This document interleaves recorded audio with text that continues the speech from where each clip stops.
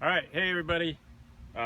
Okay, so now what we're going to talk about is how to configure the electronics of the TrailRider to get it all to work. It's fairly close to just plugging in everything, but you do have to do some configuration. And for the folks at Kelly's Wishes, this is also so that you can see how these are configured in case you need to put things back the way they were when I drop it off at your place in a little while. All right, so the first thing is, here's the battery.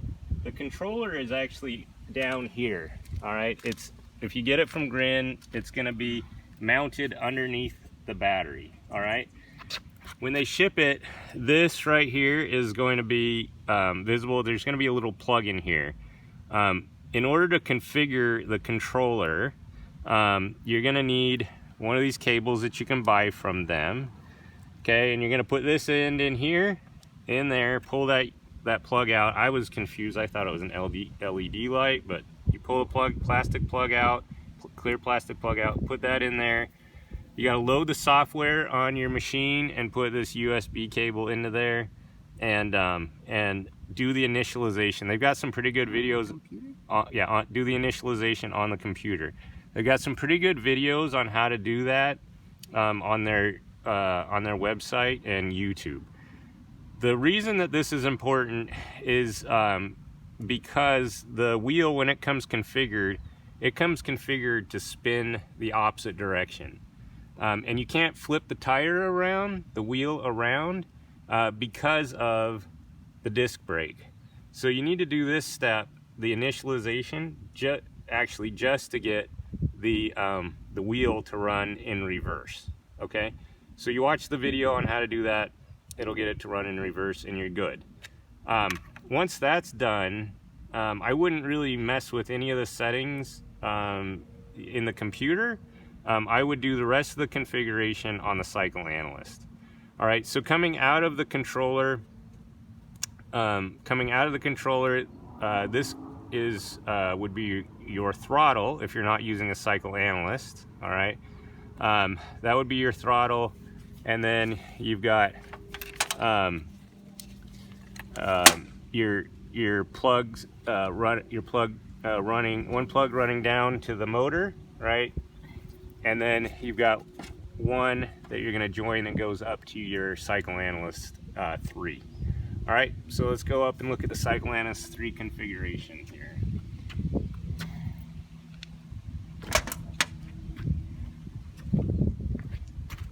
All right, so come over here. This is the screen. I will probably not be able to get through this without issue, without messing up, because it's a 2-button system. It's very old school, if you will, but I guess it keeps it simple. So in order to enter the setup menu, you hold down the left key and it says you're now in the setup menu. In order to set up your speedometer, you need to set the size of your tire and the number of poles that are in the wheel. Now the wheel, when you do the configuration on the computer, or actually when you look at it on the website, it's going to say that it has, I think, 200 some odd poles. The cycle analyst has a maximum entry of 30. So you set it to 30 and then you tune the wheel circumference down. It says it's got a 1.8-inch wheel. And that's to balance out that the differential in the number of poles that it's tracking versus the circumference. I got this particular configuration recommendation from Grin. Okay, so you just put those in. It's baseline to kilometer. Maybe it would work on miles. I just left it at kilometer because it seemed like most everything else was configured on kilometer. All right, so you do that setup. That is a must. Even though the speedometer doesn't quite work on this thing, even with this setup, but that's number one. So at least you have an idea of how far you've gone. All right, you do your battery setup. It's 36 volt. I think it was configured 37 volt setup on the battery. All right, then throttle input. This I think I took the defaults here on the throttle input and the throttle output. All right, now the speed limit here is important. Maximum speed of 15 kilometers per hour. You're going to control how fast this goes on amps, but even you know, let's say that the maximum amps going into this thing, you don't want to be going more than 15 kilometers per hour with a person in it trying to control it. So this is a good setting to have. All right, power limits. So the maximum, and this is an important setting, the maximum setting here for amps is 12 amps. All right, if you want to edit something, a setting, then you're going to hold the right key down, and now you've entered, and you toggle these to set the value. So I'm going to go in, hold that down, and so now, you know, I can increase it or decrease it. You hold the right key down to save. Okay, so now I'm saving it back to 12 amps. If you are having this used regularly, for lighter people, then, you know, maybe this setting could be lower.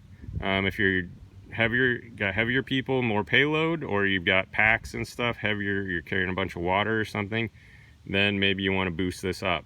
This number is important because the max current amps is going to increment when you use the controller over on the right, as demonstrated in the other video.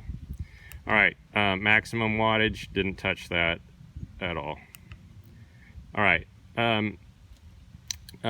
preliminary acceleration gain, I believe that's what this setting is. That is one thing you could set on using the computer or have it here. It may come configured as a baseline. This is important because when you throttle up, you want it to accelerate a bit slowly. I think this says, you know, wait like 150 milliseconds in order to control the acceleration. Otherwise, the person sitting in the chair and the person in front, they are going to get a jolt, because, you know, when the electricity goes to the motor, it's going to go. This controls kind of more of a smooth acceleration as you get going. So you can tune this to your liking. All right, moving along. This is pedal assist. We don't have that, it's disabled. So no assistance there. Temperature settings, I took this as the default. All right, auxiliary analog, that's this red switch over here. Okay, it's not currently used. If I could get the speedometer working, I could use this to control, you know, like set an upper limit for the Regen Brake to kick in, which would be kind of nice, as opposed to having this. Maybe I'd set this at a lighter touch to generate just a little bit of resistance, and then I'd flip this up to like 1 or 2 in order to really crank down the resistance. But for right now, I've got it disabled because I can't get it to work reliably. All right, so that's disabled. Then over here, this is the important element for getting the speed to work. So this is the auxiliary digital switch, and if I go into the setup mode for this one, okay, it's saying it's a 2-button switch. There's several different things that you can choose in here, but this is a 2-button. It's gonna control the amps limit. If I hold this down, you can see what the other options are. Amps limit, speed limit, power limit, throttle limit, pedal assist, off. Okay. It can also control some presets, like an entire configuration. Okay, but for us here, we're just using the amps limit. All right. Then you're setting level 1. You know, where is level 1? How many steps? So this controls how fine the step up is in terms of the amps. So every time you click up, it's going to go like 1/12 of the max amp limit set on the other screen that we saw just a minute ago. So fewer steps means more jump in amps. More steps means finer control as you're clicking up and clicking down. All right, so this one right here is a major part of controlling the speed and the touch as you're controlling the device with this thing, with this controller over here. All right, and you can set it from 0% all the way to 100. So one thing that is kind of nice is if you click the device, like right now I'm clicking, and it's showing that, you know, 8 out of 12 steps would be 63%. So I'm over here clicking this up and down, and you can see it reading it and informing what it's doing. So if you're not quite sure if you've got the right device that you're adjusting, you can click it and see what it's doing. If you want, you know, to adjust the numbers to get a different percentage, you can do that. All right.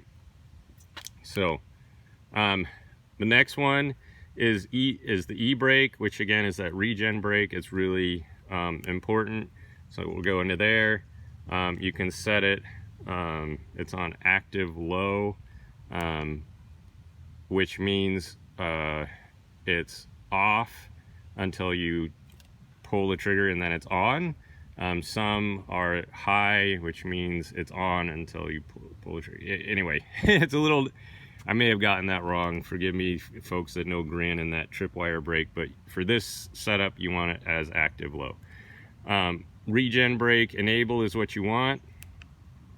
Now the voltage, this controls how much, I'm not sure the relationship with volts on this, but the higher the number, the stronger the braking. So this would be another one you may want to choose the configuration to your liking. If you're going places with a lot of hills, maybe you increase the volts. I think the default was 0.89. 0.59 for us seemed like a decent balance. If you've got heavier people, then maybe you want it higher, lighter people, lower. But this setting right here controlled the regen brake. The minimum brake time, I think that has to do with how it escapes me on what this is. I just took the default, sorry. All right, so that's other important setting. These other ones are more settings that we didn't really change or anything like that. The only other, so the way you look at this is your battery, your charge level, that's full. This is your throttle right there. You get a sense of how sensitive that is as you're doing it. It will tell you if the cruise control is on. It'll start blinking right there. That means the cruise control is on. All right, and then if you pull the brake, you can actually see that the brake is changing there. Okay, you can see the brake pull there. The other one is as you press the button on the right hand side going up in amps, this guy here. All right, when you're clicking that, toggling that up and down, you can see the numbers moving and you can tell kind of where you are on the spectrum.